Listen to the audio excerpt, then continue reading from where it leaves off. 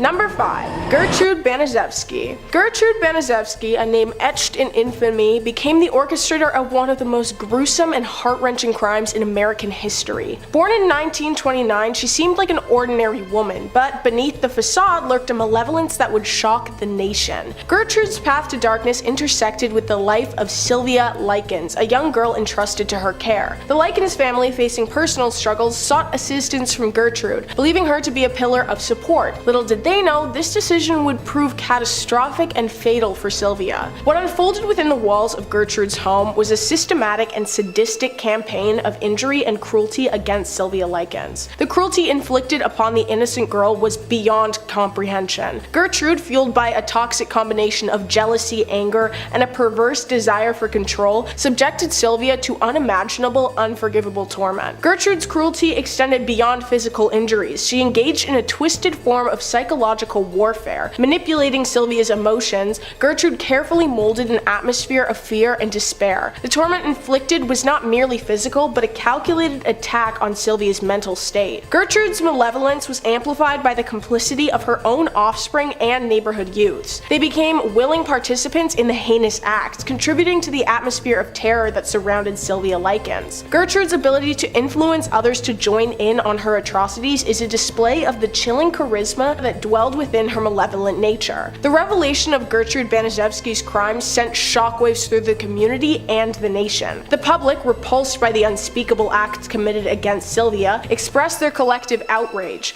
Gertrude's actions transcended the boundaries of human decency, earning her the disdain of society at large. Justice, though delayed and brought far too late, eventually caught up with Gertrude Banazi. The legal system, tasked with holding perpetrators accountable, recognized the gravity of her crime. Gertrude faced the consequences of her actions in a court of law, where the enormity of her deeds was laid bare for all to witness. Gertrude Banazi's name has become synonymous with evil. Her crimes against Sylvia Likens serve as a reminder of the capacity for darkness that can reside within seemingly ordinary individuals and seemingly ordinary families and neighborhoods even. The legacy of infamy she left behind continues to haunt the collective conscience, a true testament to the depths of human depravity. Number 4. Leopold II of Belgium. Leopold II of Belgium, who reigned from 1865 to 1909, is remembered not for his nation-building efforts, but for the atrocities committed during his brutal exploitation of the Congo Free State. This dark chapter in history has left a reddened stain on Leopold's legacy, leading him to be widely viewed as an evil figure, despised by the collective public. Leopold's insatiable greed drove him to exploit the Congo Free State for its large array of rubber and ivory resources. Under the guise of humanitarian and philanthropic endeavors, he embarked on a ruthless mission that subjected the indigenous population to forced labor, physical harm, and systemic cruelty. The rubber trade in particular witnessed horrifying events, as the Congolese people endured unimaginable suffering to meet the never-ending demands of the European market. Leopold's agents, tasked with maximizing profits, employed horrific methods to enforce rubber quotas. The Congolese people were subjected to forced labor, with villages facing severe consequences if they failed to meet the imposed quotas. The horrors extended to widespread mutilations, where hands were amputated as a grim means of punishment and control. The reign of terror aimed to instill fear and compliance among the exploited population. The relentless exploitation and unimaginable conditions led to an alarming death toll in the Congo Free State. Countless lives were lost due to disease, malnutrition, and the direct consequences of Leopold's merciless rule. The human cost of his economic ambitions was staggering, leaving a trail of devastation that scarred the region for generations. As news of the atrocities in Congo emerged, an international outcry against Leopold's actions gained momentum. Humanitarian organizations, investigative journalists, and prominent figures denounced the inhumane practices and called for an end to the atrocities. Leopold's reputation, tarnished on the global stage, prompted widespread condemnation. Leopold II's legacy is now one of infamy and hatred. Despite his attempts to portray himself as a benevolent, fair, and justified leader, the atrocities committed under his rule have left a mark on history, forever tying him to his heinous actions. Number 3. Vlad the Impaler. Vlad the Impaler was a 15th century ruler, left infamous for his sadistic acts. His reign, characterized by extreme cruelty, has earned him a reputation as one of the most despised figures of all time. Vlad's rule in Wallachia, a region in present-day Romania, is categorized as a reign of terror. He gained notoriety for his unrelenting brutality towards his enemies as well as his own subjects. His preferred method of execution, impalement, became synonymous with his name. Thousands met a gruesome end impaled on long, sharp stakes, a macabre spectacle that struck fear into the hearts of anyone unfortunate enough to cross his path. Vlad's cruelty reached its apex with the infamous Forest of the Impaled. After successfully defending his realm against invading forces, he ordered the impalement of all captured soldiers. The grisly display of impaled bodies served as a deterrent, a horrifying warning to anyone who dared challenge his authority. The forest of skewered victims was a perfect display of Vlad's merciless resolve. Vlad employed a variety of sadistic methods to instill fear, beyond impalement. Reports describe gruesome acts of prolonged harm, including boiling, mutilation, and skinning. His cruelty extended to both political enemies and to those within his own court, as he wielded his power with an iron fist, showing no mercy to anyone perceived even as a minuscule threat. Vlad's capital witnessed some of the most heinous acts of his rule. The citadel, a symbol of his power, became a sight of horror. Tales of impaled bodies lining the approaches to the fortress circulated widely, creating an aura of dread that permeated throughout the region. Vlad the Impaler's legacy is one of unmitigated hatred. His extreme sadism has cast a long shadow over history, leaving a stain that prevails centuries later. While some argue that his methods were a response to the turbulent times in which he lived, the sheer barbarity of his rule has ensured that he remains a despised figure. Number 2.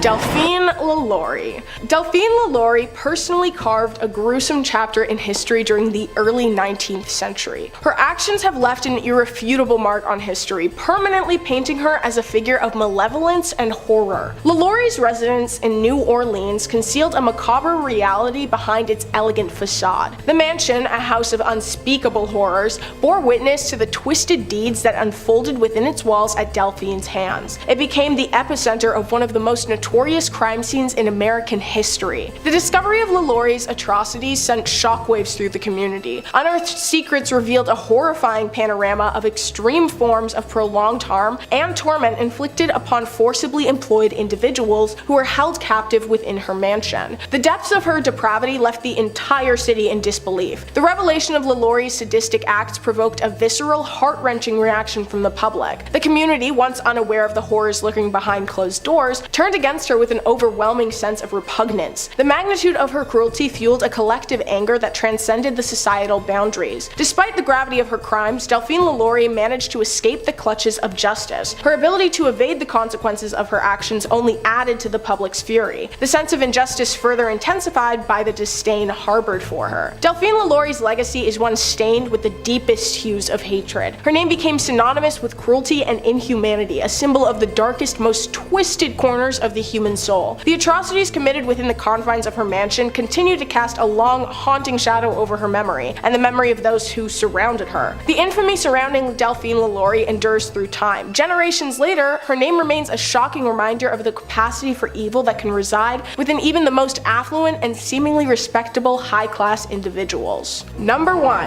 Ivan the Terrible. Ivan V, also known as Ivan the Terrible, is remembered for a reign of inhumanity and cruelty. Widely regarded as one of the most despotic rulers in history, Ivan's actions have left a legacy of fear and loathing. One of the darkest chapters in Ivan's rule was the mass execution of Novgorod in 1570. In 1570, he unleashed a wave of attacks upon the city, accusing its residents of disloyalty. The barbarism shone out during this episode earned Ivan the moniker Terrible. Thousands perished at his hands, and the city's population was decimated. To consolidate power, Ivan created the Oprichnina, a state within a state where he wielded absolute authority over everyone and everything. This elite force, notorious for its ruthless, merciless tactics, unleashed a reign of terror on any perceived threats to the Tsar's supremacy. The Oprichnina's brutal methods, including prolonged torment and public executions, fueled public hatred towards Ivan. Ivan's reign was remembered by his increasing paranoia and erratic behavior. Suspecting conspiracies at every turn, he completely purged his inner circle,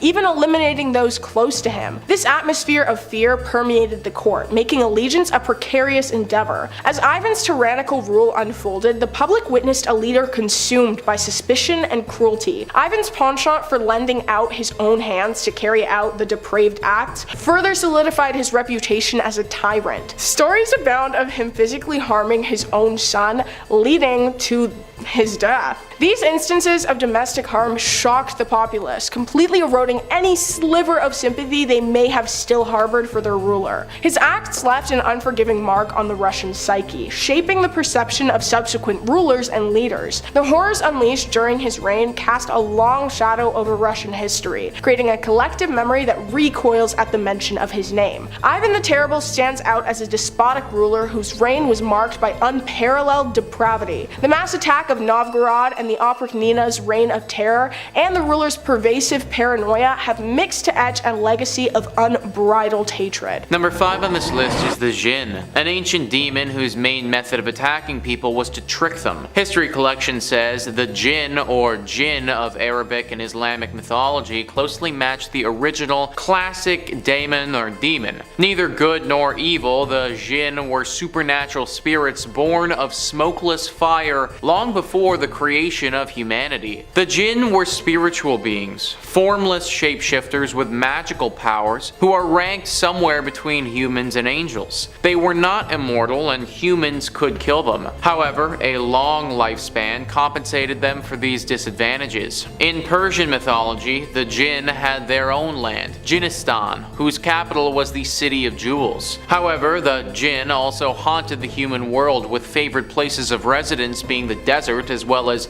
rivers, wells, and even marketplaces. In this sense, they are very much like the Roman geniloci spirits of place, and it was customary to ask the local Jinns permission before drawing water or even traveling into alien territory. If they appeared before humans, the Jinn could appear as animals, monsters, or people. Whatever form they took, people could quickly identify them by their flaming eyes, which were also vertical rather than horizontal. This unusual attribute gave the Jinn a sinister appearance that married well with some of their more suspect traits. For although the Jinn could be helpers, they were also known to be malicious tricksters. In the worst scenarios, they would raise storms and cause disease, insanity, and death. Islam teaches that every human has an evil Jinn whose sole purpose is to tempt its human opposite into evil. This reputation for malevolence is compounded by the fact the chief Jinn, Iblis, is also known as Azazel, the Islamic devil. So yeah, I don't think summoning these guys is the best plan. You could literally release a massive disease on your whole city or something like that. Also, you need to be extremely mentally stable and strong to not get tricked by these evil things into doing something that you don't want to do. Speaking as a pretty gullible individual, this would really not be a good idea for me. Number 4 on this list is the Yuai. Unless you want your literal life force to get eaten,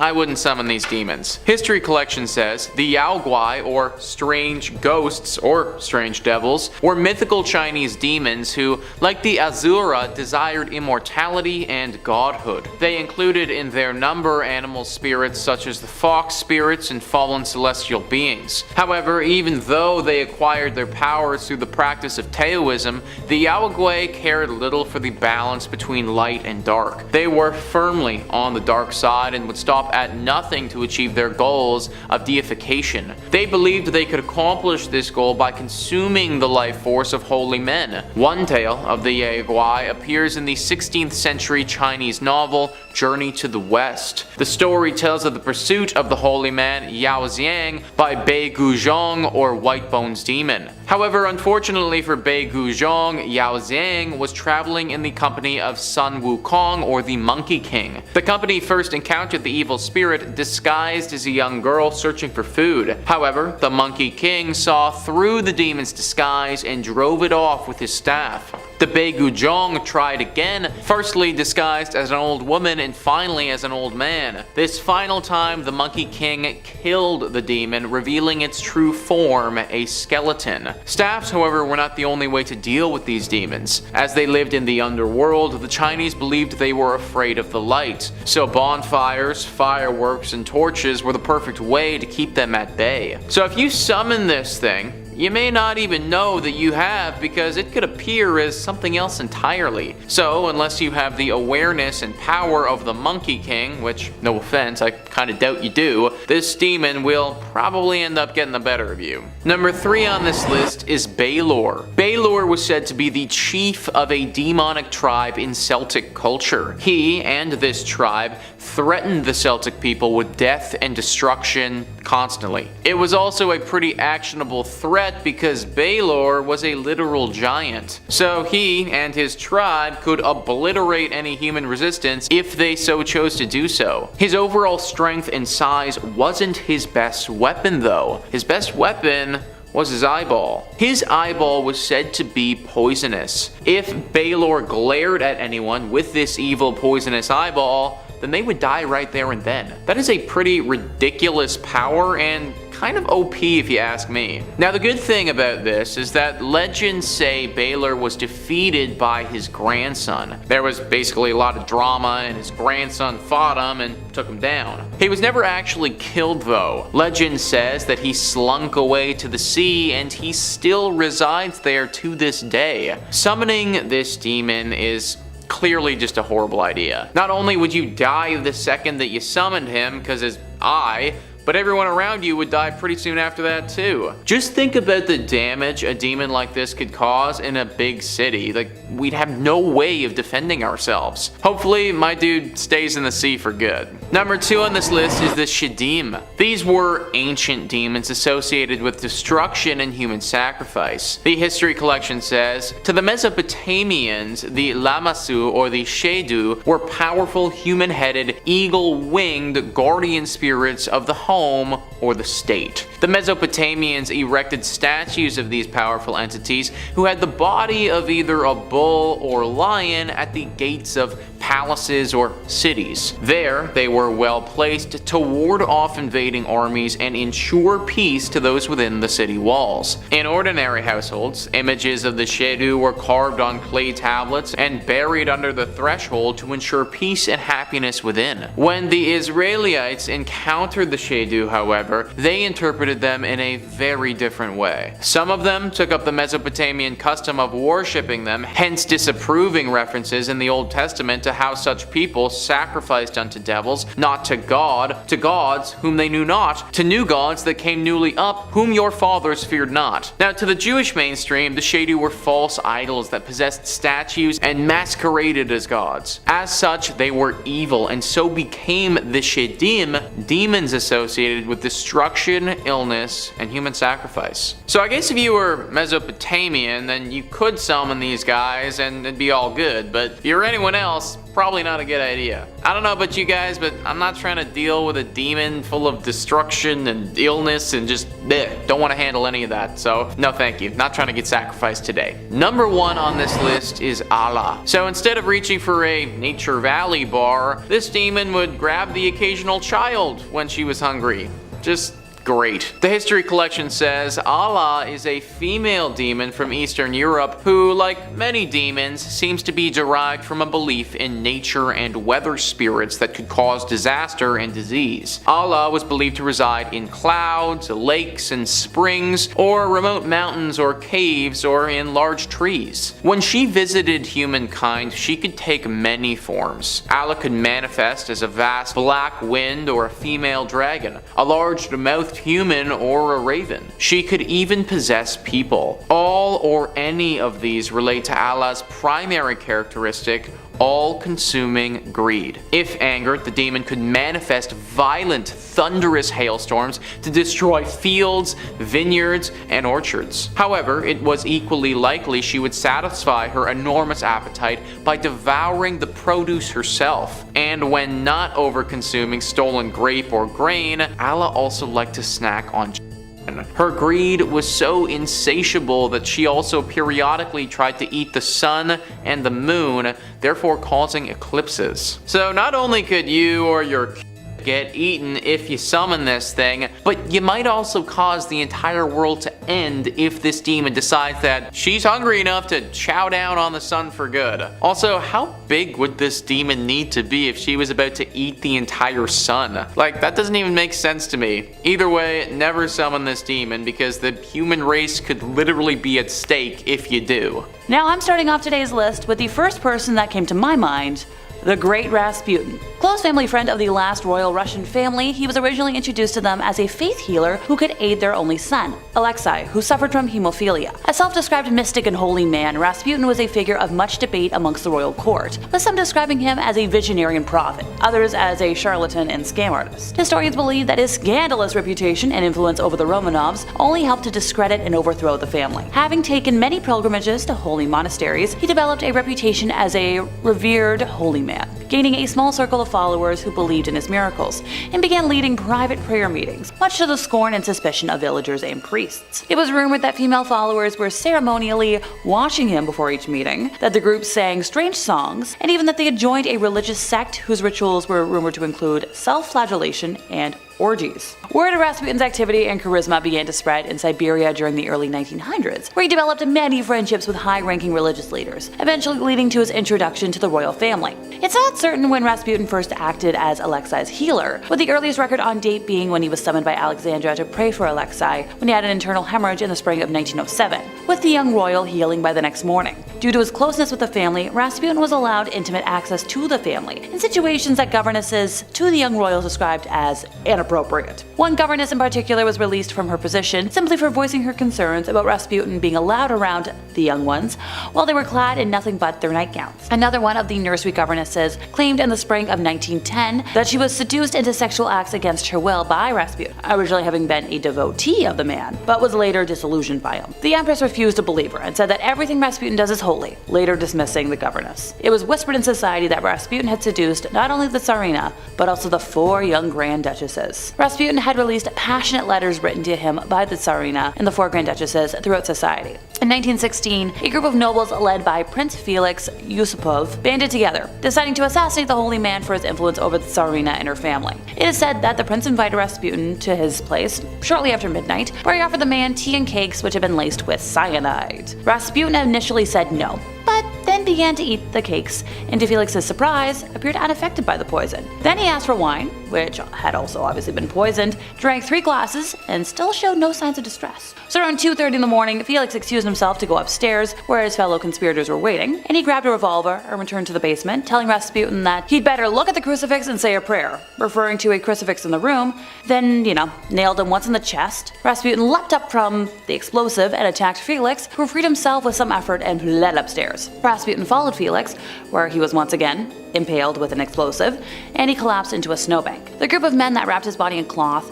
drove it to the Petrovsky Bridge, and then, they all dropped it in the Malaya Nevka River. If you missed something there, it took a combination of cyanide, multiple rounds of explosives, and drowning before Rasputin met the end of time. There's no way that wasn't witchcraft. Okay, we're gonna move on before I see his face in my nightmares tonight. I already had one last night, I don't need more. So when it comes to history, some folks stand out for being a hero.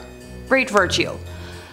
Nobody today though. They're all going to stand out for their descent into darkness. Mary Bateman, a woman born in Assenbury, Yorkshire in 1768, was kind of that sort of person. Her life, detailed in The Extraordinary Life and Character of Mary Bateman, fitting title, reads like a macabre tale of deceit, poison, and a chilling transformation from a seemingly ordinary existence to a practitioner of dark arts. Raised on a farm, Mary transitioned from a farm girl to a servant in Thirsk when she reached her teens. Her life took an ominous turn when she was 20, and she moved to York and worked as a dressmaker. A year later, she found herself entangled in a burglary and subsequently fled to Leeds. Over the following years, Mary's occupation shifted from mantua maker to fortune teller and wise woman, gradually building her reputation in the shadows. In 1792, she married John Bateman, but her criminal inclinations persisted. Robberies, prison escapes, even accusations of working as an abortionist marked her darker exploits. Her criminal activities continued even after her marriage, as she roamed the streets of Leeds, posing as a charitable soul, collecting goods for fire victims, only to keep the gifts for herself. In a peculiar twist, Mary joined the followers of the prophetess Joanna Southcott in 1806. She orchestrated the infamous Prophet Hen of Leeds hoax, claiming that eggs laid by a hen bore apocalyptic messages. A penny was the price of admission to witness these so-called prophetic eggs. However, the truth behind the spectacle revealed Mary's deceitful hand. She had written on the eggs using ink and cunningly reinserted them into the hen.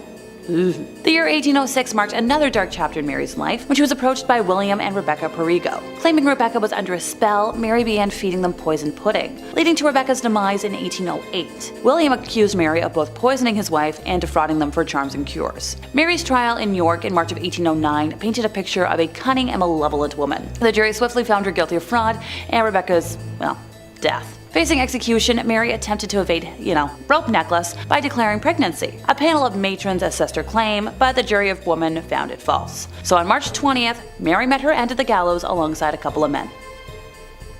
Oh, but her story does not end here. I wish it did. The after-death fate of Mary Bateman took a gruesome turn, so after her execution, her body was displayed at Leeds General Infirmary, charging visitors for the macabre spectacle. Dissected by William Hay, her remains became a commodity. Strips of her skin were turned into charms, and the tip of her tongue became a morbid keepsake. No thanks. Next up, we have Perna Hosman. So her life at first glance was kind of unremarkable. Born in Bavaria between 1510 and 1527, she spent her days as a midwife, aiding her community. But of course, she couldn't be good, or else she wouldn't be here. Story took a dark turn in 1587 when she became one of the subjects of a ruthless witch trial in Germany. Now, the charges against her were nothing short of horrifying. Witchcraft, sorcery, even vampirism. Under punishment, she confessed to a bizarre tale involving a demon named Federlin, who appeared to her in the guise of a male co-worker. She claimed this demon led her to pledge allegiance to the devil, promising to free her from poverty. As she recounted in her confession, she'd indulged in macabre rituals with Federlin and the devil himself, consuming the roasted flesh of young humans and drinking wine. She described frequent visits to the devil and her demon lover, often engaging in sexual encounters. You do what you do. Remarkably, she had the power to make her demon lover leave by simply invoking the name of Jesus. Hey, if it works, it works. Now, her confession also included acts of harm using a magical ointment that she had received from her demon lover. This ointment was used to end the lives of many, including the young and animals. Her list of alleged victims was extensive, including 41 young humans, 2 laboring mothers, and a variety of animals. The swift and unanimous decision of the authorities led to her conviction and a gruesome sentence. Before her execution by burning, she endured multiple branding ceremonies, and her right hand, the very hand she had used as a midwife, was severed. Finally, she met her end at the stake, and her ashes were discarded into a stream. Goodbye. Off you go. Time to travel over to Paris, France, where we meet La Voisin, also known as Katherine Des. Not a lot is known about her early life. She learned fortune telling when she was young and later married Antoine Montvoisin, who was active as a jeweler and silk merchant with a shop at Pont-Marie in Paris. When her husband's trade business led to bankruptcy, La Voisin supported the family by practicing chiromancy and face reading. In addition to being a fortune teller, she was also active as a midwife, which developed into providing abortions. Her business as a fortune teller gradually developed into manufacturing and selling purported magical objects and potions, also arranging black masses and selling aphrodisiacs and poison to profit from her clients' wishes upon their future.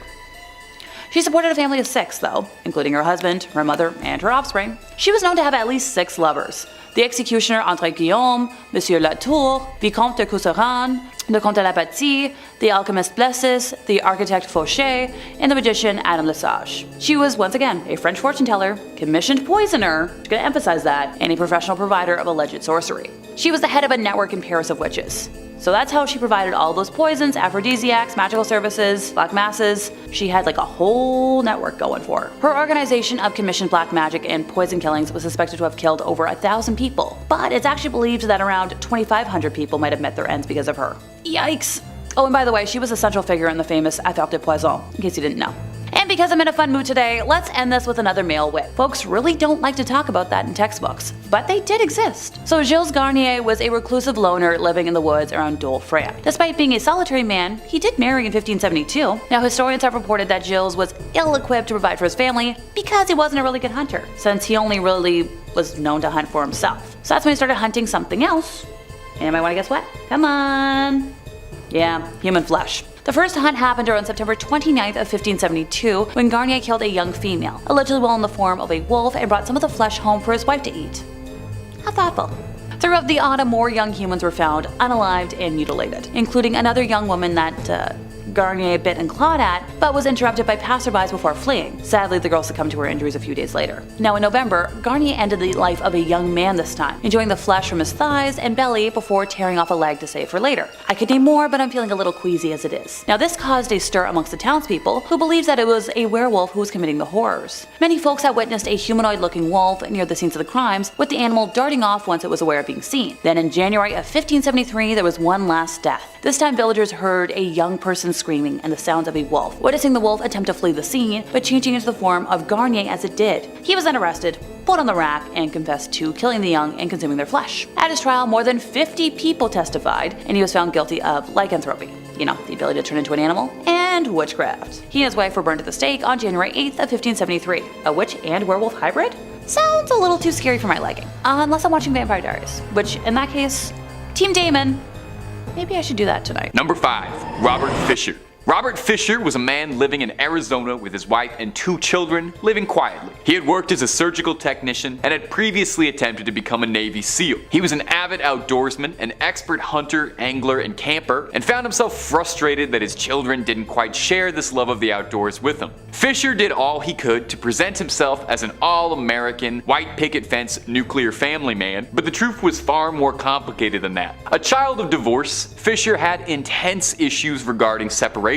He and his wife fought constantly over everything, and reports from friends say that he was cruel, controlling, and manipulative to her during their marriage, refusing to let her decorate the house how she wanted, berating her constantly, and so forth. As well, he didn't socialize much outside of his family and was described as a loner. In late 2001, his wife Mary Fisher had had enough, and after nearly 20 years of marriage, was planning on filing for a divorce. On April 9th, 2001, neighbors would overhear a loud argument from the Fisher property. Later that night, the property would explode, burst into flames. Firefighters found inside the property the bodies of Mary Fisher alongside the Fisher son and daughter. Mary had been and the other victims slashed. Robert Fisher himself was not recovered at the site. Robert was thought to have set off the explosion in his own home intentionally as a way of burying his evidence and his tracks, and is thought to have fled entirely, hoping to begin again under a new identity. The thought process from police being he was terrified of Mary leaving him and afraid of repeating the childhood trauma of his mother's divorce. He saw fit to end the lives of his family rather than put them through that experience. Now, friends of Fisher had noted that there had actually been a pattern of worrying behavior before this. Allegedly, on one hunting trip after successfully bagging an elk, Fisher took the blood from the exit wound and smeared it all over his face. Another occasion describes him sneaking up on a family at a picnic to scare them by firing off shotgun rounds into the air, or an altercation in which he fatally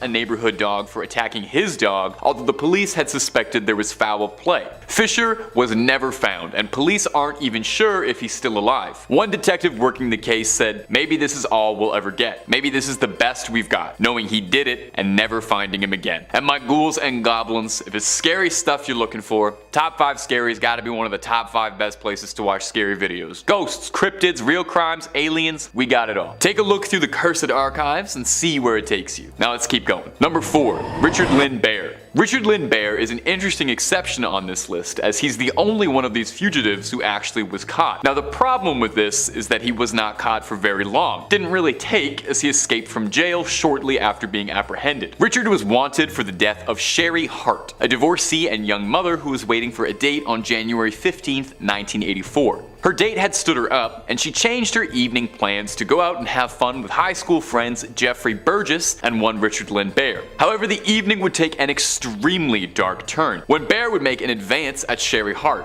She rebuked him, and infuriated and incensed, Richard bashed her with the butt of a handgun and ordered that Burgess drive them about an hour and a half away into the woods. Lin Bear then dumped Sherry out of the vehicle in the woods, leaving her bleeding heavily. Burgess had told police he'd acted under the threat of his life, as Bear had told him he would see to it that Burgess died if he said anything about what had happened that night. However, Burgess was more than willing to cooperate with the police, leading them to finding Hart's remains and arresting both Bear and Burgess for the crime. However, Burgess would escape days before being tried from the small-town county jail, where he fled, adding him to the FBI's most wanted list for his crimes and unlawful flight to avoid persecution. As of this recording, the trail had gone completely cold, and Lin Bear was never found again and is still wanted. Burgess passed away at the age of 46, having spent most of his life in and out of prison on various unrelated charges. Number 3.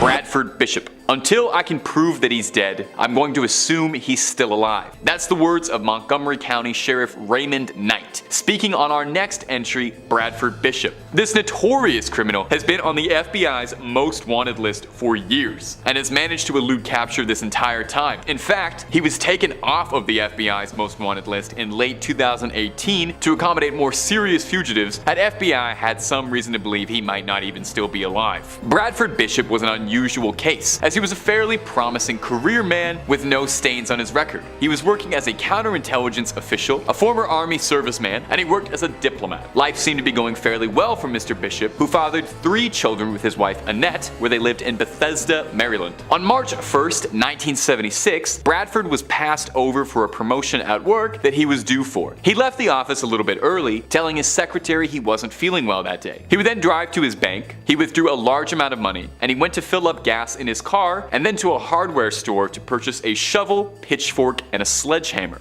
Bradford would then return home and ended the lives of his family members one by one. He would carry their bodies into the trunk of his car, where he drove them deep into the swamp nearly 300 miles away, where he buried and lit the bodies ablaze in a shallow grave, burning the remains of his once happy family. There would be a few sightings of Bradford afterwards. He was last seen buying tennis shoes with an unknown woman and a dog March 2nd. On March 18th, his car was discovered by police at an isolated campground all the way over in Tennessee. The contents of the car were unnerving. A blood-soaked blanket, a shotgun, an axe, and the well for the spare tire was soaked in blood. A jury indicted Bradford, and that was the last time any evidence of the case ever emerged. Now, since then, there have been numerous unproven sightings, sporadically appearing throughout Europe mostly, but nothing that has contributed to an arrest. If Bradford Bishop is still alive, he is 86 and has still evaded capture. Number 2, the Freeway Phantom. The Freeway Phantom was the self-given nickname of a serial criminal around Washington, D.C. who has never been identified. He first made himself known in the early 1970s, seemingly taking a page out of the Zodiac's coded puzzling handbook. The Freeway Phantom taunted the police with cryptic messages and puzzles teasing his capture. 18-year-old Brenda Denise Woodard was found dead in November 1971 with a note inside one of her coat pockets. The note read out as follows: "This is tantamount to my insensitivity to people, especially women. I will admit the others when you catch me if you can. Signed, the Freeway Phantom." The name happened to catch on. There are a few criminals who offer to write their own monikers, but clearly the Freeway Phantom had a brand in mind. Over the course of a 17-month period, 6 similarly aged young black women were found all along the highway, all missing their shoes and all showing visible signs of trauma. Police had been working on what they thought had been promising leads, including an investigation into 2 former police officers who were being convicted of a separate crime. However, none of these investigations ever turned up anything concrete, leading the FBI to take charge of the case in 1974. However,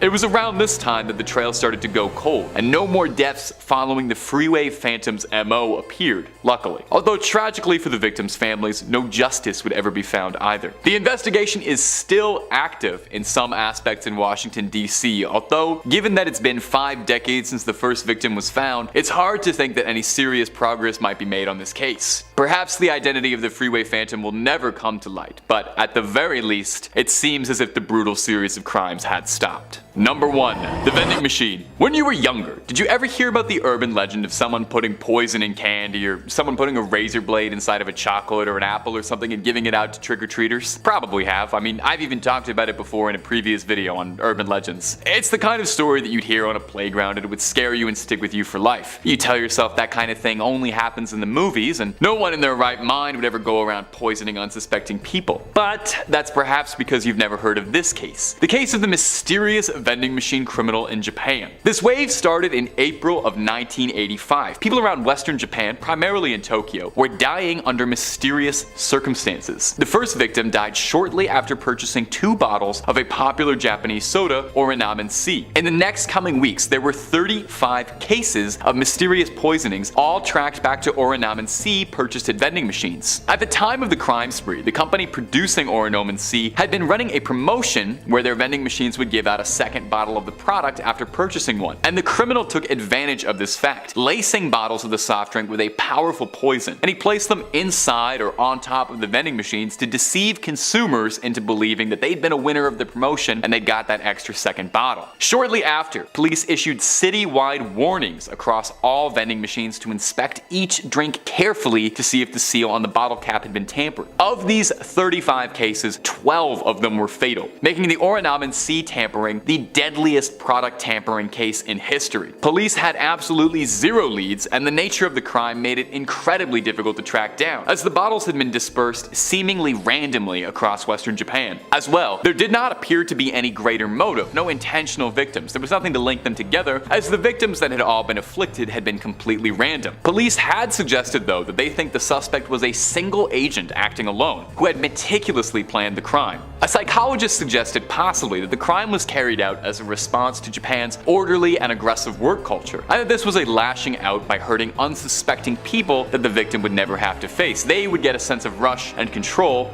but never have to directly deal with the consequences. Whoever was behind the Orinamen Sea tampering spree was never caught. There were cases across Tokyo afterwards police suspected might have been copycats, but no leads and no arrests were ever made. Number 5. Nicolo Paganini. The first up on our list today of people who summoned the devil or a demon of some kind is Nicolo Paganini, who was once called the devil's violinist, which is quite the nickname. Looks great on a resume. I didn't know the devil really hired out help like that. Paganini, which does sound a bit like a delicious sandwich, was born in 1782 in Genoa, Italy. Under his father's influence, he was given lessons by renowned violinists, quickly becoming a prodigy. His musical talents were praised, and he was given all manner of scholarships. He had his first performance at 11, and by age 15, he was already touring around Italy performing, just in case you needed something to compare yourself to and feel bad about your own achievements. Don't feel bad. I'm 26, I haven't toured Italy once. He was particularly well known for being able to perform recitals without sheet music. He memorized everything and was apparently able to play 12 notes a second at an inhuman speed. Now, while this could be explained by the fact that he'd been raised to play the violin in a Spartan-like upbringing, locals around Genoa began to whisper and tell stories of how he must have sold his soul to be able to play the violin like that. It also didn't help much that Nicolo's pale, lanky, and quite ghost-like appearance made people a bit suspicious of the guy. I get it, as someone who's very tall, lanky, and ghost-like, people ask me all the time, Taylor, did you sell your soul to be so good at YouTube hosting? The answer? Yes. Paganini was a striking man with hollow cheeks, pale skin, and very long, thin fingers, which did not calm any of these rumors down. These things plagued his reputation, with people claiming outlandish things, saying they'd seen him with hooves, they'd seen him talking to the devil. Some say his violin was made out of the intestines of a woman he'd slain, and her soul was trapped in his violin, which I guess would make it sound beautiful? Now, in the end, Paganini would contract tuberculosis, and found himself getting weaker and weaker as the months and years went by. Before his death, he turned away last rites from a Catholic priest, saying he didn't need him because he wasn't going to die. He would pass shortly after. Was it because he'd already made his last rites with Satan, or was he just confident? It's up to you to decide. And if you're looking for more freaky stories of demonic possession, exorcisms, and all that jazz, we've got loads of that on the channel. If ghosts and goblins ain't your jam, we've got cryptids, conspiracies, aliens, government cover-ups, basically anything scary above or under the sun, we've covered it more than a few times. So click on through, hit that bell to not miss a single scream,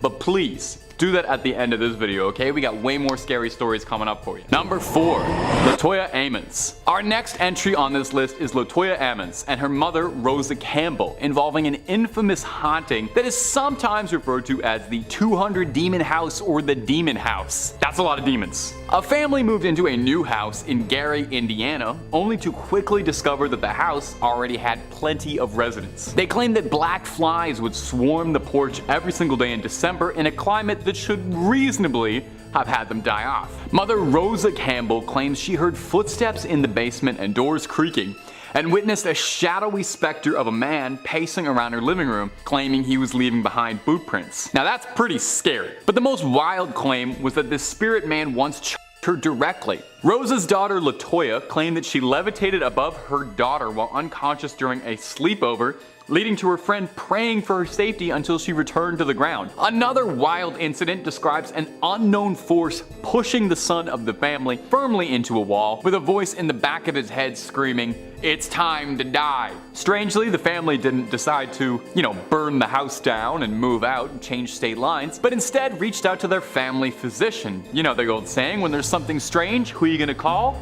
your local general practitioner. Well, the doc visited the house and noted that he thought the behavior of the family was delusional. So the family went to Father Michael Maganote in 2012, who was called in to perform an exorcism. He believed the family had unintentionally summoned a demon and were being tormented by hundreds of demons. And the real estate agent didn't mention that, did he? In the end, the father exorcised the house, and the Ammons family moved to Indianapolis in peace, where they now await a movie deal from 20th Century Fox, I'm certain. Number 3, Robert Johnson. Robert Johnson could play the blues real well. In fact, he played it so darn well that people suspected he wasn't just really in tune with the music, but had made a deal with the devil to pluck the strings. Johnson was born in Mississippi in May 1911 and lived alongside his 9 siblings. Good gosh, imagine the rush for the bathroom in the mornings. He eventually made his way to Memphis, where he discovered his love for the blues, and boy howdy could he play them. By all accounts, he was a legendary harmonica player, but initially his friends would describe him as a pretty lousy guitarist. Well, practice makes perfect, right? Well, practice and demonic transaction. Because the story goes that Johnson would disappear for a few weeks entirely and buried his guitar at the crossroads of the now famous Highways 49 and 61 in Clarksdale, Mississippi, where the devil retuned his instrument and blessed his hands with the unnatural skills that made him a legend. When he started playing again, he was an overnight master of the blues. Now, unfortunately, the blues is born out of tragedy, and Robert Johnson was sadly no different. He passed away at the fairly early age of 27, the infamous age in which rock stars and famous musicians are purported to die with an alarming regularity. Amy Winehouse, Kurt Cobain, to rattle off a few. What makes this particular death odd, though, is how few details exist. His death was never reported, no autopsy ever performed, no cause ever given. The only thing we have to go on is local folklore. One in particular tells the story of Johnson playing at a country dance, where Johnson had been flirting with a married woman, and she gave Johnson a bottle of whiskey, which was slapped out of his hands by Sonny Boy Williamson, another musician at the exact same show. And he told him not to drink anything that he hadn't personally seen the lid come off of, which is fairly good advice. And Johnson responded by saying, "Don't ever knock a drink out of my hand." Johnson would die in a convulsive state 3 days later, with some believing that he'd been poisoned by the woman and her husband as revenge. Or perhaps it was just the devil coming back for the merchandise that he'd paid for, his soul.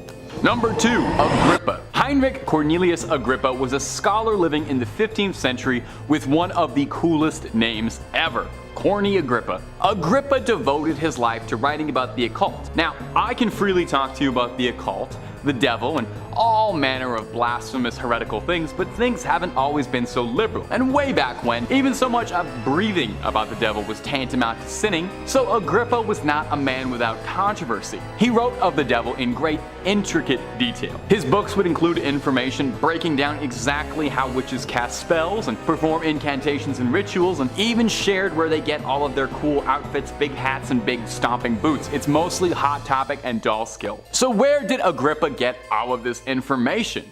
Was he just making it up? Was he really in tune with the local scene? Kind of.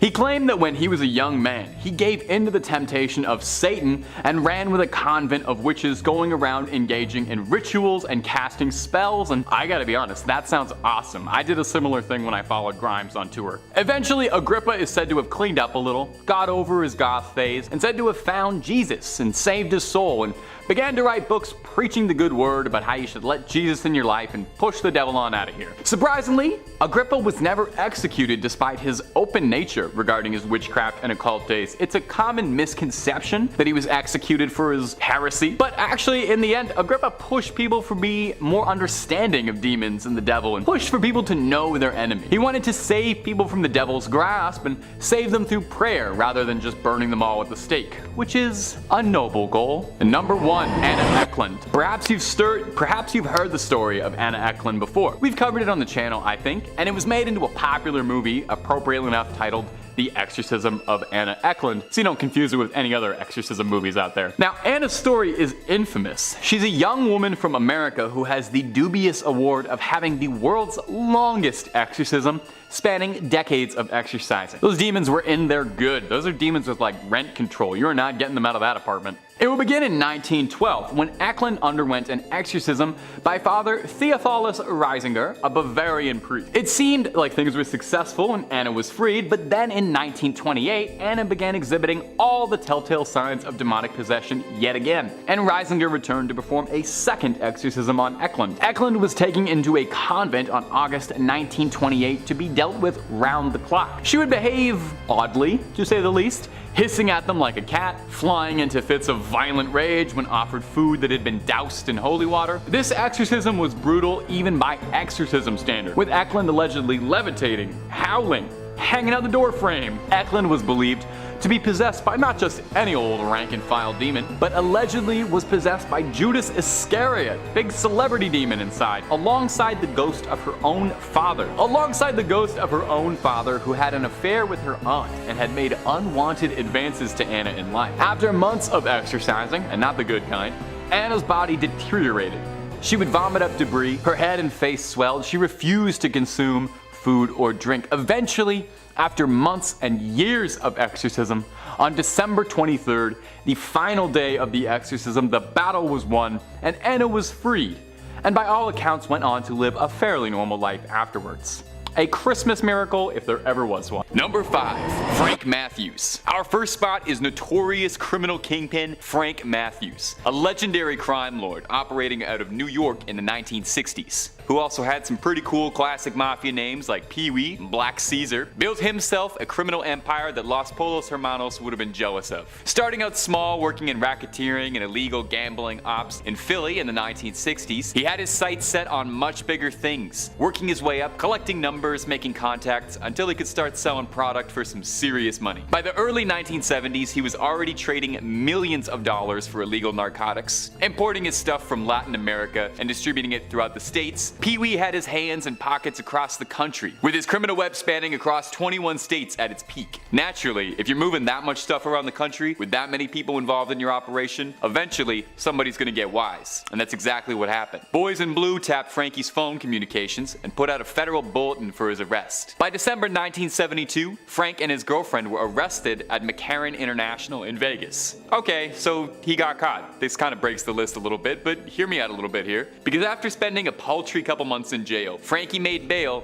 and quickly got out of Dodge to literally never be seen again. Now, there is some discrepancy as to what happened. The FBI suspects that he was taken care of by a major New York crime family for fears he may turn witness. But they did also post a bounty, a $200,000 bounty for finding him, so they suspected he might still be out there. No trace of him was ever found, no body ever discovered, and his story went cold. Is he sleeping with the fishes, or did he return to pull strings from the shadows? Or maybe he pulled a Saul Goodman and started managing a Cinnabon in Omaha, living life on the lam. Man, that's 2 Breaking Bad references in one point. I gotta spread them out a little bit more. We got lots more than awkwardly wedging in Breaking Bad references on Top 5 Scary. We've got the best horror content on the web at least twice a day, every day, so hit subscribe and stay spooked. Number 4, The Pickler. You know, at first glance, this is not a particularly threatening nickname. It kind of sounds like the absolute lamest Z-tier excuse for a Batman villain that you'd throw in as a warm-up before, you know, fighting the actual cool villain of that issue. Well, names can often be so deceiving because there really is not a lot that's funny about the Pickler once you understand why they called him that. He's maybe one of the most bizarre and macabre criminals I've ever read about. The Hungarian Bela Kiss lived in a small village near Budapest in the early 20th century. He lived with an elderly maid, but otherwise kept to himself, didn't have a tight circle of friends, but he did enjoy frequent female company. I mean, of course, with a name like Bela Kiss, makes sense. I gotta stop trying to make this guy sound cute because I'm gonna regret it in like 1 second. In 1914, during the height of the First World War, Bela left to fight with his country. Now, wartime sometimes necessitates borrowing resources wherever you can, and the Hungarian army was short on gas. On Bela's isolated property were dozens upon dozens of oil barrels all conspicuously laid out in his yard. Someone alerted the soldiers and they went to go borrow a cup or two, and were shocked to discover that upon cracking open the barrels were the bodies of several women floating in alcohol in a depraved attempt to preserve the corpses, hence where the foul nickname the Pickler came from. See, it's not nearly as funny once you know why they call him that. 20 barrels,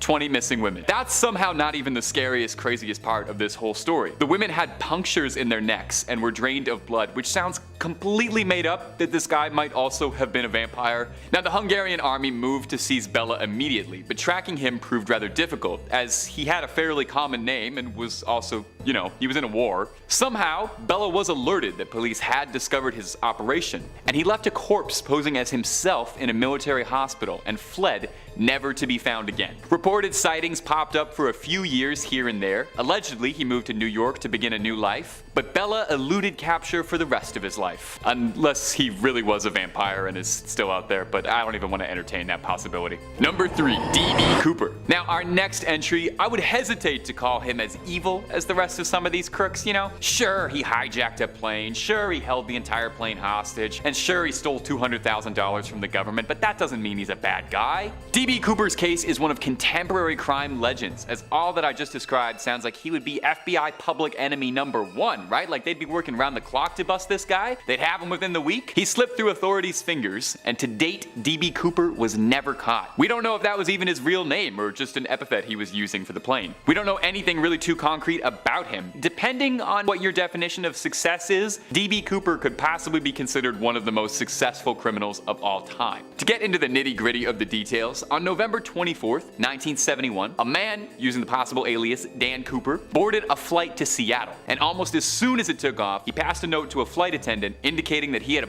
with him, and that he demanded that when the plane landed, he trade the passengers on the flight for $200,000 and 2 parachutes. That's a smart man. He didn't want to waste any of that money on parachutes. The note said that if anything funny happened, he would blow the plane up. They complied out of fear, and upon landing, he was given the money by local authorities. Cooper then seized the plane one more time, holding the flight crew hostage with plans to fly to Mexico City. But midway through the flight, Cooper pulled a little point break and jumped out of the plane with all the money with him. And that would be the last time anyone would have ever seen D.B. Cooper. The FBI chased him for years to no avail. Nothing was ever found. No body ever recovered. No suspect ever caught out of a laundry list of people of interest. Some of the bills were recovered, but that's the only piece of evidence. Now, my absolute favorite theory about D.B. Cooper, and it's kinda out there, is that he's legendary cinema director Tommy Wiseau, and that this is where his fortune came from, as the man is shrouded in mystery regarding where his seemingly limitless supply of money comes from and his mysterious origins. Is it completely ridiculous and has no basis in reality? Yes, but it's also hilarious. Now, as for any more likely suspects for Cooper, there were a couple of Special Forces veterans who lined up with physical descriptions who could have been capable of committing the heist, but no concrete charges were ever made, and to date, no trace was ever found. Number 2, the Zodiac. Possibly one of the most infamous cases in American history, the Zodiac was a notorious criminal, famed in equal measures for his slayings and for his chilling obsession and interaction with the police trying to track him. He was made a household name after a Hollywood flick starring Jake Gyllenhaal and Robert Downey Jr. depicting the efforts trying to find him.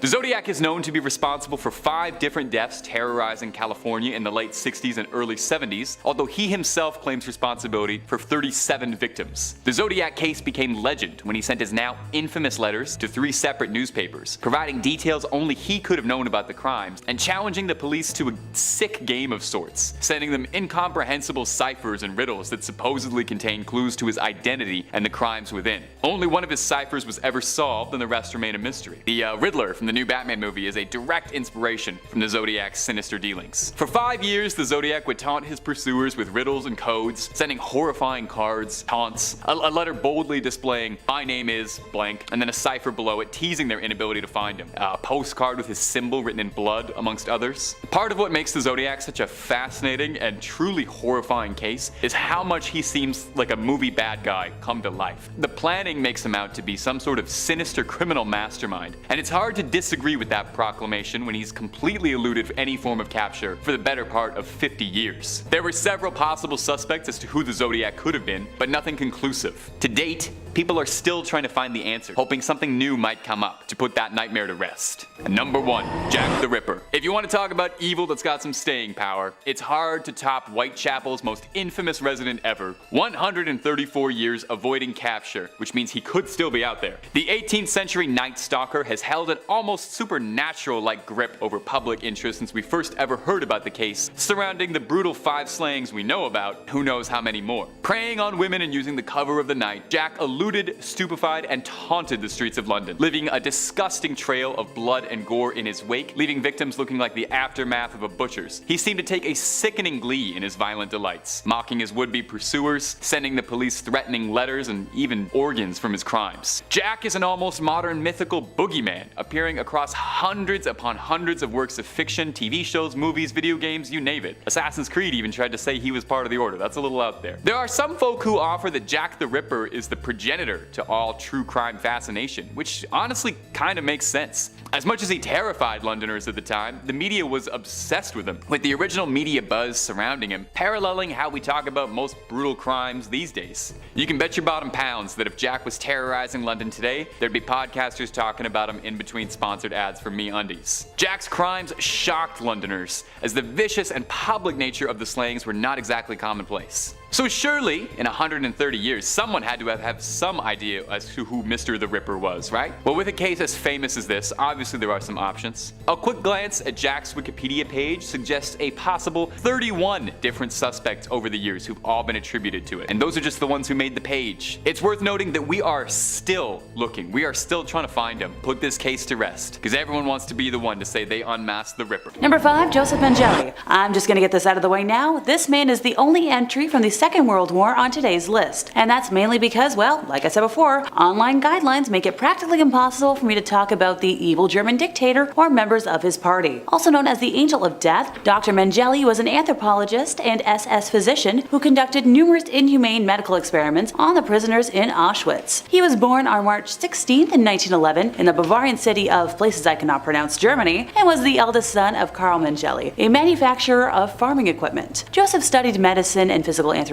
at several universities. In 1935, he earned a PhD in physical anthropology from the University of Munich, and in 1936 he passed the state medical exams. In 1937, he began working at the Institute for Hereditary Biology and Racial Hygiene in Frankfurt, Germany. There he was an assistant to the director, Dr. Ottmar von Verschuer, a leading geneticist known for his research on twins. So under that doctor's direction, Joseph completed an additional doctorate in 1938. He was particularly interested in twins, as twin research was seen at the time to be the ideal way to determine how the environment or human heredity influenced the human body. At Auschwitz, he was one of a number of medical professionals who selected victims to be sentenced to the gas chambers, or to be spared for his experimental research. He would attempt red fluid transfusions from one twin to the other, do amputations and try and sew it onto the other twin, stitch 2 twins together to form Siamese twins, infect 1 twin with typhus or another disease, and way too many other experiments. To the surprise of no one, more often than not the twins died during the procedures, or he would have them killed afterwards just so he could do an autopsy for funsies. If one twin died from a disease, he would often kill the other as well to mark the differences between the sick and healthy subjects. The evil doctor was also very interested in heterochromia, where people have irises of different colors, and he would collect eyes and body parts of his victims and send it through for research. He would inject chemicals in victims' eyes to attempt to change their eye color. Nowadays, we just use contacts. I have a whole collection. He also experimented on pregnant women before sending them off to the gas chambers and caused incestuous pregnancies, always under the guise of research. He tried sex change operations, removing organs, and operating on victims without anesthesia. And if all that wasn't wild enough, he tried to prove that Jewish and Romani people were genetically inferior through his morbid experimentation. Throughout his time at Auschwitz, Joseph sent his colleagues in Germany red fluids, body parts, organs, skeletons, and fetuses that had been taken from prisoners. He managed to escape imprisonment after war, first by working as a farm stableman in Bavaria, then by moving to South America. He later moved to Brazil, where he met up with another former Yahtzee party member, Wolfgang Gerhard. In 1985, a multinational team of forensic experts traveled to Brazil in search of Joseph. They determined that a man named Gerhard had died of a stroke while swimming in 1979, and dental records later revealed that Joseph had, at some point, assumed Wolfgang's identity and was the stroke victim. Number 4, Paul Bernardo. Okay, I'm cheating a little bit on this one, since I'll be covering both Paul Bernardo and Carla Homolka. If you don't believe that she's just as twisted, if not more so than he is, wait till the end of this and see if I can't change your mind, because my stomach is already turning. If a lawyer is willing to be disbarred by revealing what was told to him in confidence, that's pretty telling in my book. So Paul Kenneth Bernardo is a Canadian serial killer and more, who was dubbed the Skullgirl Killer and other monikers I can't say thanks to the interwebs hating the R word, and together with his former wife, Karla Homolka, one half of the Ken and Barbie killers. So Paul was born in Scarborough, Ontario on August 27th of 1964, the third and youngest of Kenneth Walter Bernardo and Marilyn Elizabeth Bernardo. So Kenneth Sr. often sexually took advantage of Paul's older sister Deborah in front of other family members, and would eventually be charged with crimes involving voyeurism and P-word crimes. If you need elaboration on any of the words I can't say today, I assure you someone in the comments can help. Marilyn Bernardo often withdrew from her family due to depression and agoraphobia, eventually moving into the basement. Paul presented himself being, a happy and well-adjusted youth, despite his family's dysfunction, and was an active member of the Boy Scouts. Beneath the charming facade, however, he gradually developed pyromaniac inclinations and dark sexual fantasies, one of which involved creating a virgin farm where he would breed virgins to take advantage of sexually. And here I thought I dodged a bullet when it came to my ex that had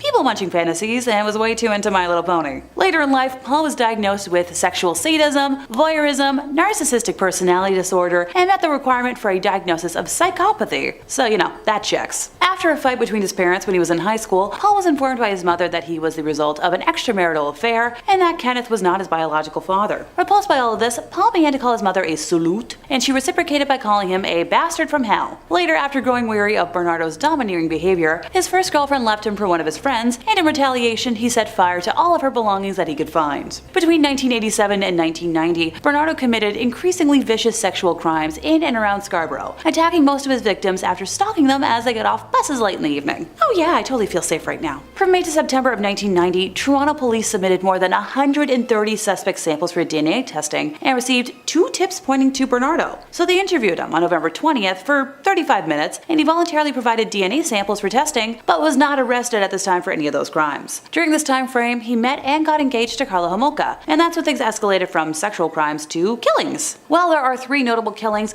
I'm just going to talk about the one that disturbs me the most for time purposes. So although he was engaged to Karla, Paul had become obsessed with her younger sister Tammy, peering into her window and entering her room to get himself off while she slept. Karla helped Bernardo by breaking the windows in her sister's room, allowing him access. According to Paul's testimony at trial, Karla laced spaghetti sauce with crushed Valium she had stolen from her employer at an animal clinic. She served it to her sister, who soon lost consciousness, and Bernardo then did icky things to Tammy while Karla watched. After a minute, Tammy regained consciousness, and it only gets worse from here. 6 months before their 1991 wedding, Karla stole the sleeping pills from the clinic, and on December 23rd of 1990, Karla and Paul administered said pills to Tammy in a rum and eggnog cocktail. When Tammy lost consciousness, Karla and Paul undressed her, and Karla applied a halothane-soaked cloth to her sister's nose and mouth. Karla wanted to give Tammy's virginity to Paul for Christmas, since according to her, Paul was disappointed that he was not Karla's first sexual partner, and the duo also had a video camera on hand for the experience. You can't make stuff like this up.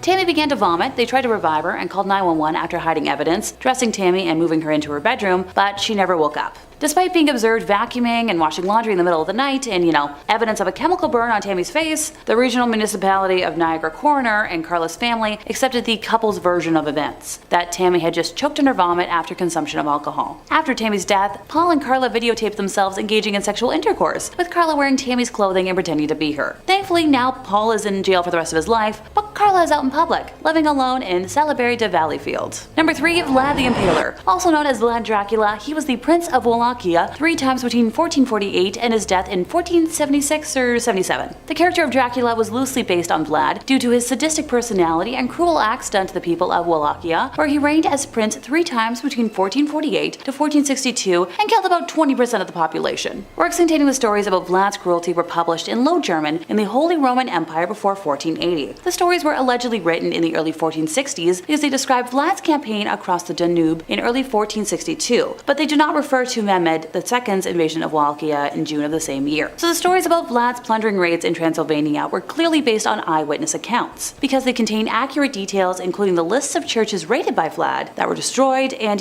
the dates of the raids. They describe Vlad as a demented psychopath, a sadist, a gruesome killer, and a masochist worse than Caligula and Nero. One tale explains that Vlad had a big copper cauldron built and he put a lid made of wood with holes in it on top. He put people in the cauldron and put their heads in the holes and fastened them there. He then filled it with water and set a fire under it and let people cry their eyes out until they were boiled to death. And then he invited frightening, terrible, unheard of punishment. He ordered that woman be impaled together with their suckling young on the same stake, stuck on their mother's breasts until they died. Then he had the woman's breasts cut off and put the little ones inside head first, thus he had them impaled together. He impaled victims through the buttocks until the stake came out of the mouth. A German pamphlet once read that he had young folks roasted, and then he fed them to their mothers. And he also cut off the breasts of women and forced their husbands to eat them. Yeah, nightmare cruelty. Number 2, Joseph Stalin. If I had a nickel for every time I've mentioned an evil Joseph today, I'd have 2 nickels, which isn't a lot, but it's weird that happened twice, right? So this man was dictator of the Soviet Union from 1922 until his death in 1953. As a young man, he was a robber and an assassin, so simply, bad guy stuff. For almost 30 years, he reigned with terror and violence. His decisions led to a famine that killed millions. Stalin promoted Marxism and Leninism abroad through the Communist International and supported European anti-fascist movements during the 1930s, particularly in the Spanish Civil War. In 1939, his regime signed a non-aggression pact with Nazi Germany, enabling the Soviet invasion of Poland. Stalin's necessity for the Soviet Union's economic development has been questioned, and it has been argued that his policies from 1928 onwards may have only been a limiting factor. So Stalin's Soviet Union has been characterized as a totalitarian state, with Stalin as its authoritarian leader. Various biographers have described him as a dictator, an autocrat, or accused him of practicing Caesarism. He's also been labeled a red fascist. Heck, forget enemies, he even killed families of people who were fond of him. Under his rule, more than 1.5 million German women were sexually harmed, and all in all, he easily killed over 20 million people. He once said, "One death is a tragedy. A million deaths is simply a statistic." In the mother of all what the bleep sentences, he was nominated for a Nobel Peace Prize in 1945 and 1948. Number 1, Jim Jones. As if I was going to do a list of the worst people in the world and not include a single cult leader. In the 1950s, Indiana native Jim Jones founded the People's Temple, a group that he claimed promoted socialism and equality with religious elements of Christianity. Initially, he was, not much more than a charismatic hustler who faked faith healings by having audience plants pull chicken livers out of congregants' mouths. But as the years progressed, he demanded more and more of his followers. In the early 1970s, he moved his group to California and set them up in a commune-like settlement in Redwood Valley. After he established several locations throughout the state, including its headquarters in San Francisco, the temple forged ties with many left-wing political figures and claimed to have 20,000 members, even though 3,000 to 5,000 is a little more likely. Jones eventually came to believe that nuclear war was imminent and moved his followers again to the South American country of Guyana, which he thought would be outside the potential danger zone. The group lived there for several years as the People's Temple Agricultural Project, but after former members started speaking out against the church, San Francisco Congressman Leo Ryan decided to travel to Jonestown to investigate claims of bad things. During his visit, a number of temple members expressed a desire to leave with him and accompanied Leo to the local airstrip at Port Kituma. There they were intercepted by self-styled temple security guards who opened fire on the group, killing the congressman, 3 journalists, and one of the defectors, as well as injuring 9 others, including Ryan's aide, Jackie Spire. A few seconds of the incident were captured on video by NBC cameraman Bob Brown, one of the journalists killed in the attack. That evening in Jonestown, Jones ordered his congregation to drink a concoction of the cyanide-laced, grape-flavored Flavor Aid. Oh yeah, so this is where the phrase drinking the Kool-Aid originates, but it was actually Flavor Aid. All in all, 918 people died, including 276 minors. When members wept and showed signs of dissent, Jones counseled,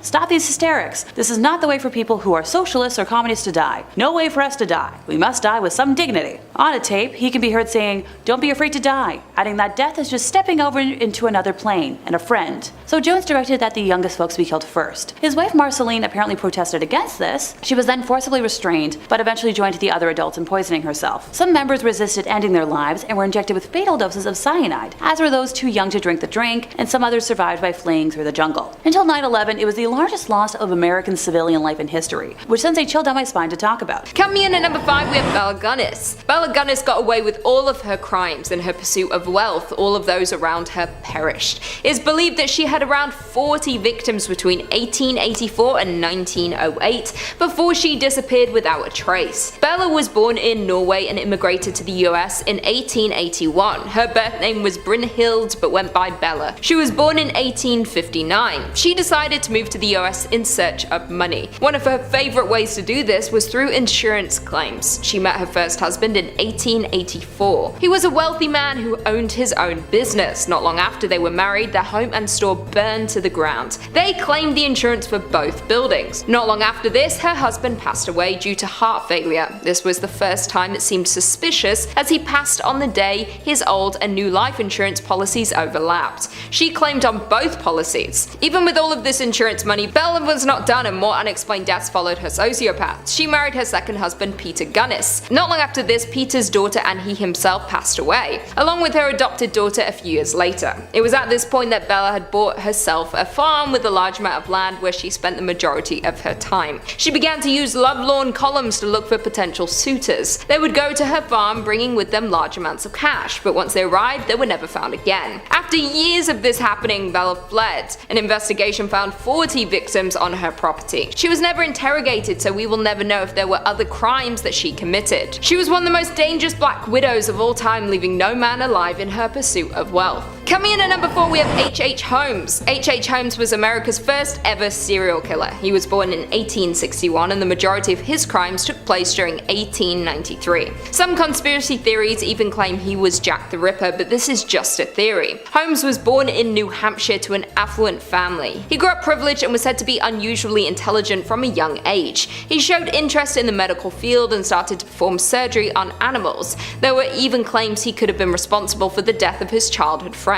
His life of crime first began while he was studying medicine at the University of Michigan. He was found stealing corpses and using them to make false insurance claims and then experimenting on them. In 1885 he moved to Illinois, where he ran a pharmacy after the owner mysteriously vanished. With his respect in the community and family wealth, he began to construct a hotel nearby. The house was a maze of hidden passageways, trapdoors, and rooms soundproofed behind thick walls. His quarters were on the top floor, while guests would stay on the middle and ground. Although it seemed like a high-end hotel, many visitors did not ever check out. He had hidden rooms where he would trap and torture guests. He would leave them for days without food or water before dumping them down a chute to the basement where he'd set up his lab for his experiments. It was said not only did he lure guests to the hotel, but also those looking for employment. He would hope that if travelers went missing, no one would have known their last location or come looking. Before social media, it was not as easy to know where someone was staying while they traveled. He also had a habit of getting engaged just to have his fiancée disappear before they could get married. It is estimated that before his eventual arrest, he had taken the lives of 20 to 200 people throughout his life. This shocked the world. Nothing like this had ever happened before.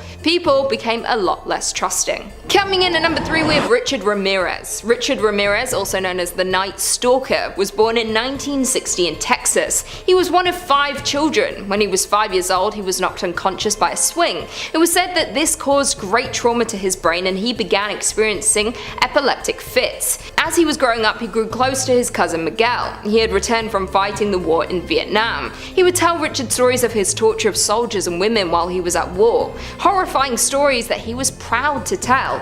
He even had photos to show him of what he had done. At the age of 13, Richard witnessed his cousin taking the life of his wife. When he was 14, he dropped out of school. He was arrested for the first time at 17 for possession of marijuana.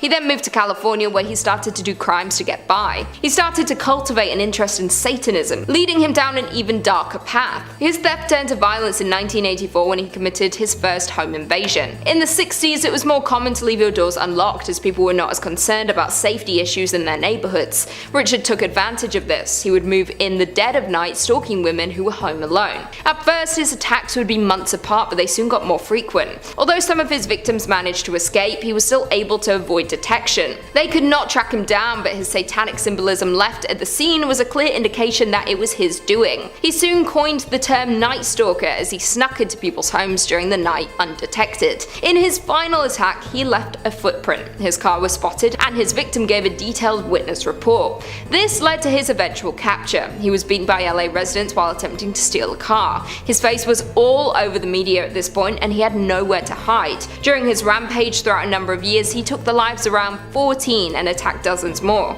He spent the rest of his life in prison. Coming in at number 2, we have Charles Manson. Charles Manson was a cult leader in the late 1960s. His cult went on to make history after their brutal acts carried out under his command. Born Charles Maddox in 1934, his mother was only 16 and suffering from addiction problems.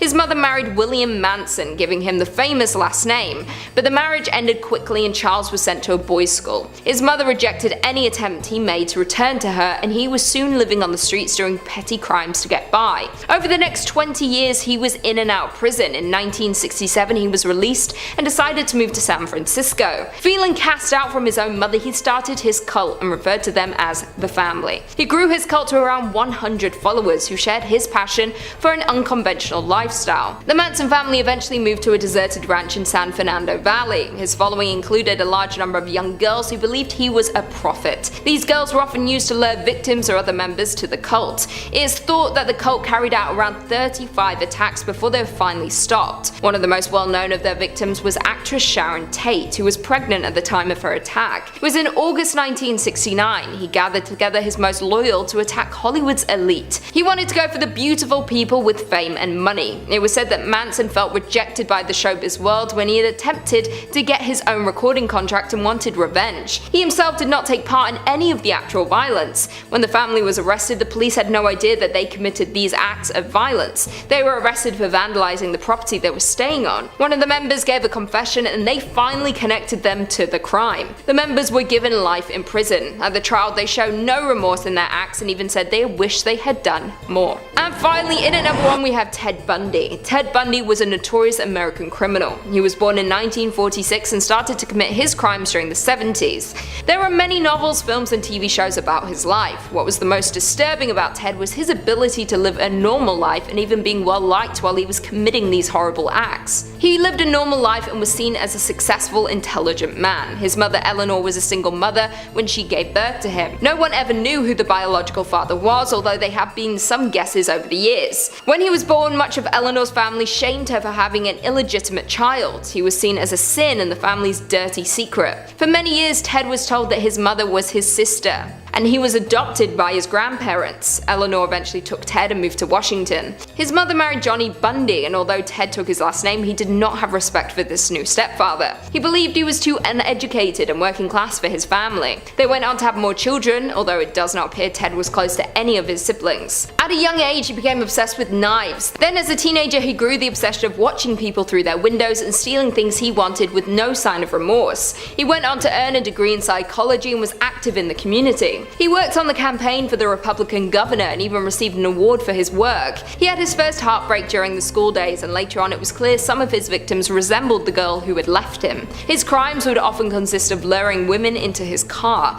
They would never be seen again. During the 70s, when he was working in the community and seen as a charismatic professional, this is when he was the most active with his crimes. He would travel around taking the lives of these women and then be back at work the next morning. When he was finally caught, everyone who knew him was shocked. He portrayed himself so well no one could believe he would do this. Even once he was on trial, he gained a following of women worshipping him. They didn't care about his crimes against his victims. One of the victims finally escaped in 1975, and this began the downfall. Though he somehow escaped from prison twice, he was eventually captured for the last time and sentenced to the electric chair. Number 5 on this list is Saint Dunstan. Saint Dunstan was an archbishop who had a lot of encounters with the devil. A clerk of Oxford says, "One day as evening was coming, an old man appeared at his window and asked him to make a chalice for him. Setting aside what he was working on, Dunstan agreed to the request and set to work. But as he was working, his visitor began to change shape. One moment he was an old man, then a young boy,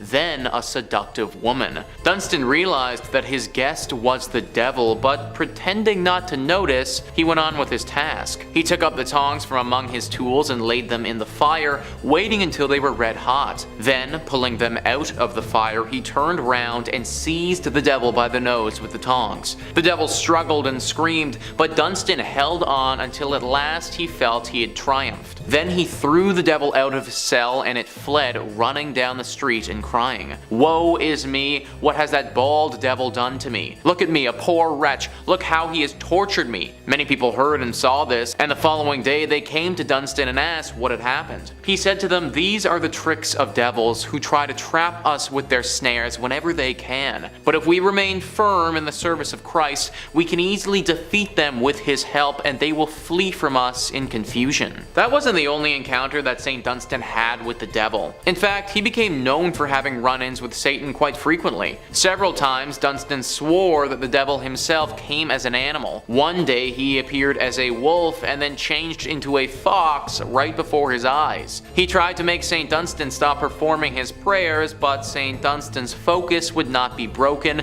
and eventually Satan gave up. These stories were told all across the land and are still told today to try and enlighten people about how Satan could attack you. He doesn't always appear as the red-horned evil beast that he's often portrayed as. Oftentimes, he could show himself as an innocent little fox, and we need to be ready if he does. Number 4 on this list is Huska Castle. Huska Castle might be the literal entrance to hell, guys, meaning that Satan has been chilling here for quite some time. All That's Interesting says, as Bohemian chronicler Václav Hašek detailed in his Czech Chronicle in 1541, the first known structure at the site was a small wooden fort in the 9th century. Hašek also recounted local folklore that described the emergence of a crack in the cliff. It revealed a seemingly endless abyss that villagers deemed an entrance to hell. Locals were terrified of the half-human hybrids that began to crawl out of the hole at night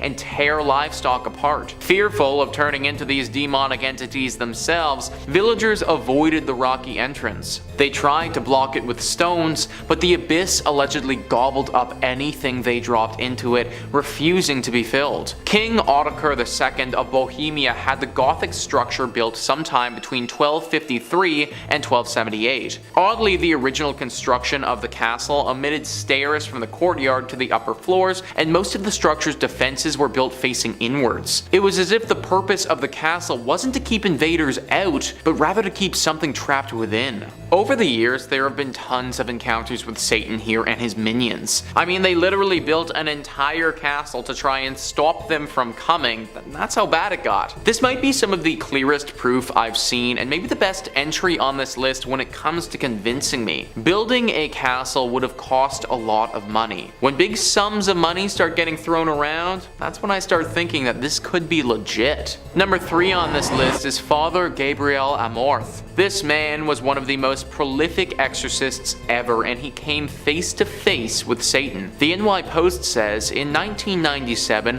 when a young slim peasant man was escorted into the small room where Father Gabriel Amorth conducted his exorcisms in Rome, the priest felt immediately confronted by evil. Amorth said he asked for the help of Jesus, and the young man began to curse and spit, using English instead of his native Italian. His curses and threats were aimed solely at the exorcist. Then he began spitting at him and preparing to attack him physically, writes Marcello Stanizon in The Devil is Afraid of Me, the life and work of the world's most famous exorcist. Screaming and howling, the demon burst forth and looked straight at him, drooling saliva from the young man's mouth. Amorth said he returned fire with prayers and other ritual recitations, demanding that the demon reveal its name. Unclean spirit, Amorth bellowed. Whoever you are and all your companions who possess this servant of God, I command you, tell me your name, the day and the hour of your damnation. The man fixed him with a glare and snarled, I am Lucifer. Literally, the father was face to face with Satan right there. He went on to perform one of the most harrowing exorcisms of his life,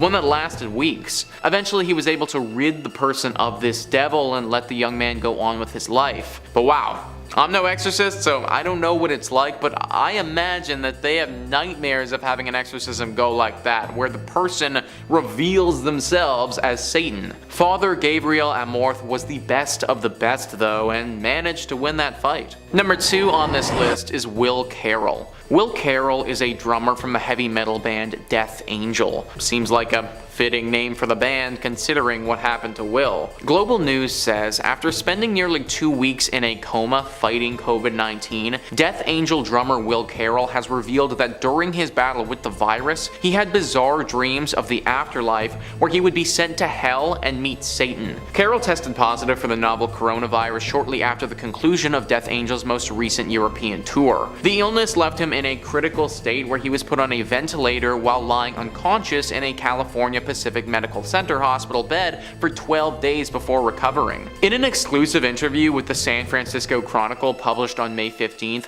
just days after the musician's 47th birthday, Carroll revealed that in his dreams, the devil would punish him for the deadly sin of sloth. The musician said Satan would transform him into a creature similar to that of Star Wars' Jabba the Hutt, and that he would vomit blood until he ultimately had a heart attack. Well, that sounds like literally the worst time ever. My dude got put in a coma from COVID, and then Satan came to him and turned him into a slug and made him cough blood. Obviously not the best time there for my man Will. He was absolutely convinced that this happened to him though, that it wasn't just all in his head, but Satan really did do that. And even though his body was lying in a hospital bed, he was still going through all of it. Finally, number 1 on this list is George Lukens. George Lukens was a young man that was living in England. On May 31st of 1778, he started to experience some pretty unusual symptoms and didn't feel too good. He went to the doctor and they tried a few things. However, nothing was working, and by all accounts, it looked as if George was getting worse. He was having serious convulsions, and getting through his everyday life was becoming increasingly difficult. After trying the doctor for a while with no success,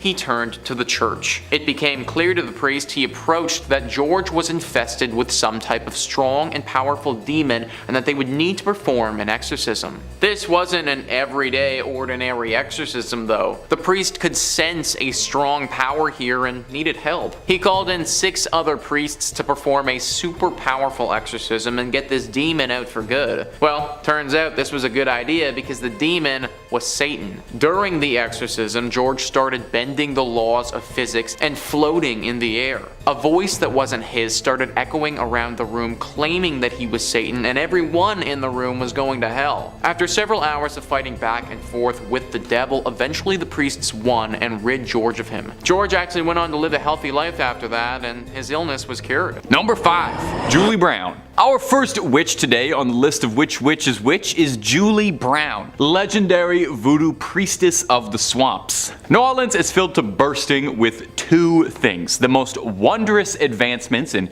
soul food and gumbo technology on the planet, and ghost stories. There's a whole lot of voodoo to go around in Louisiana, and in Manchac they say there's the ghost of an old voodoo priestess named Julie Brown. The story of Julie Brown is an unnerving one. I would certainly hope so, otherwise it wouldn't be on this list. She was said to be reclusive, would sit on the porch of her swamp shack and spend the day cackling, predicting the demise of nearby towns and its residents, singing twisted songs about her death and the apocalypse and the end of days. Despite the fact that she was a kooky old lady singing songs about the apocalypse on her front steps, locals actually feared her and treated her as an oracle and a prophet, and were very nervous of wronging her just in case she placed a hex on them, which, you know, is reasonable. You should always treat everyone you meet with kindness just in case they turn out to be a witch who can hex you. The prediction she's most known for, besides one bizarre correct prediction about the 1994 Super Bowl Cowboys at Bills game, was her threatening prediction in 1915, where Julie Brown would cackle over and over and over that she was going to die and take everyone with her. She chanted this again and again until her death. On her funeral, a hurricane hit the town, decimating 3 villages and taking countless lives. Julie is said to be buried in the swamp, and locals believe it was her spirit that caused the hurricane. And if you happen to be passing through Manchac, just pay your respects to Miss Julie Brown. Like I said, you never know what kind of secrets somebody has. And if you're looking for more stories about witches, or really any kind of urban legend, Top 5 Scary has all of that and then some. I'm not kidding. If you can think it up, there's pretty good odds we've done 2 to 3 videos on it. We got something scary for everything under the sun and above it. So hit subscribe. Please make sure you hit that little bell so you don't miss a single scream, but do that after this video because I got 4 more witch stories coming up for you right now. And wouldn't you know it, the next one's about a bell. Number 4, the Bell Witch. In the 1800s, a farmer going by the name of John Bell moved his family to picturesque Adams, Tennessee, onto a beautiful 300-acre farm, little slice of American pie. Bell quickly became a figurehead of the community, respected by many, and became a local leader at the town church. For the Bell family, things were the brightest they've ever been. They were living the dream and ringing in good fortune. I was trying to make a Bell pun work there. There's probably a better one. Things wouldn't be good for long, and they'd find themselves in a nightmare shortly. By 1817, strange, inexplicable things started to occur all around the farmstead. John Bell found a strange animal on the farmstead, a mutant hybrid that resembled a grotesque mix between a dog and a rabbit. I know that sounds like it would be cute, but I think if you get the wrong parts of both, that's just going to turn out to be a very, very ugly animal. I think dog, rabbit ears, pretty cute, maybe like dog, rabbit face, dog, rabbit body, I don't know, mess. Anyway, it was a disgusting thing. The younger members of the Bell family would wake up covered in red scratches all over their bodies. At all hours of the day, the family would hear faint whispering and singing that sounded like an old woman singing hymns. Most tragic is the Bells found a mysterious vial of liquid inside their home that no one could explain or understand. Nervous about what it was, the Bells offered the mystery liquid to their cat, which passed almost immediately. Rest in peace, Bell cat, taken too soon, undeservedly. You didn't deserve to be an experiment for them. For 3 long years, the Bell family was tormented by a mysterious entity that would later become known as the Bell Witch, after the mysterious old woman's humming and singing. In 1820, John Bell quickly grew extremely ill, quickly descending in his health, and would pass away later. At his funeral, the mourners complained they could all hear the laughing of an old woman, mocking and singing the fate of the late John Bell. The farm became a haunted attraction, where it still is to this day, and it even caught the attention of President Andrew Jackson, who in 1819, a year before Mr. Bell's passing, visited to see if legends of the witch were real. Allegedly. As soon as his carriage arrived at the property, the horses refused to budge anymore. The animals can always tell. Number 3, the Black Hag. Our next witch probably has the most impressive title out of any of them, the Black Hag. That is such a cool name for a witch to have. She resides in a church called, oh god. Let me try this. The Monastery oh. What, you want to throw that on screen for me? Monastery, how am I supposed to say that? This is the witch's curse. I don't even know about any witchy stuff she does. She tries to get you to say this evil word and then it curses your family. I'm getting a note over here. It says that it's also called the Abbey of the Black Hag. Well, that's what we're going with. We're not calling it that other thing. I'm not doing that. The Black Abbey of the Hag, which as far as I know is the only name this church has ever gone by, was built in 1298. Wow, it's an old church. And was one of the few well-known medieval convents in old Ireland. The remains of the abbey still stand today in a secluded valley, making an already mysterious and supernatural place just that much more atmospheric. The place is called the Abbey of the Black Hag, for God's sakes. You don't name a place that unless it's pretty haunted. Sounds like it's straight out of Dishonored. And while I've got you here, Dishonored 3, when's that happening? Now, it's believed that the last abbess, which is a horrible word, in charge of the abbey practiced witchcraft, and in the scary way.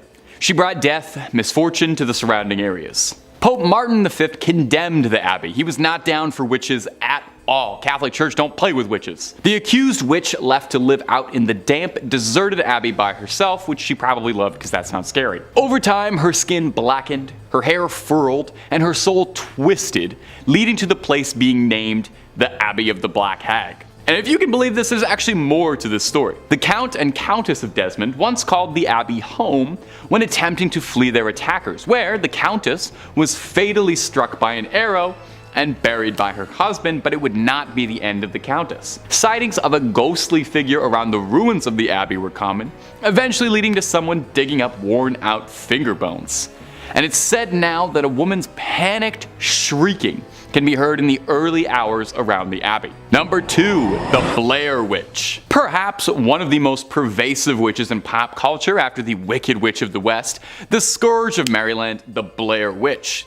Perhaps you saw the very successful 1999 documentary regarding her legend, or maybe you saw one of the 2 middling sequels. According to legends, she haunts the Black Hills Forest near the town of Burkittsville, Maryland. The local folklore states that in the 18th century, a woman named Ellie Kedward was accused of practicing witchcraft. She was chased and exiled out of the township of Blair and condemned to live in the woods, hence the Blair Witch. It's believed that she died out in the surrounding forests in the harsh winter of 1785, but it's also said that she placed a curse on the town moments before her death, vowing to seek revenge on the townspeople and their descendants for generations. And not to split hairs here, but that does actually kind of sound like she was a witch. I'm not saying it was justified in exiling a woman out of her town, just that placing a hex on a town definitely sounds like witchcraft, and I can understand where they were coming from.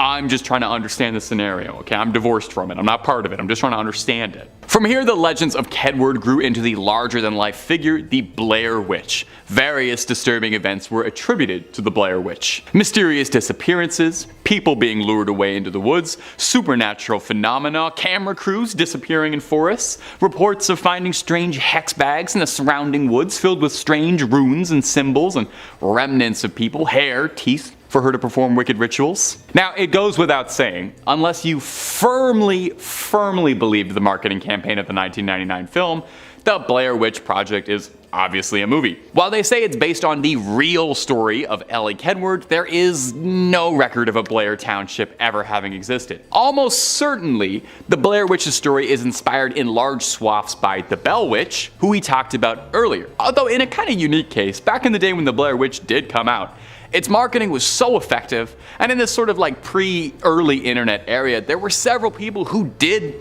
think it was real. It was a cast of completely unknown actors by a team no one had ever heard of. And on some level, I don't know, maybe to get esoteric with it, what makes an urban legend real? Just us believing in it, right? Do you believe the other 4 stories I've told you more?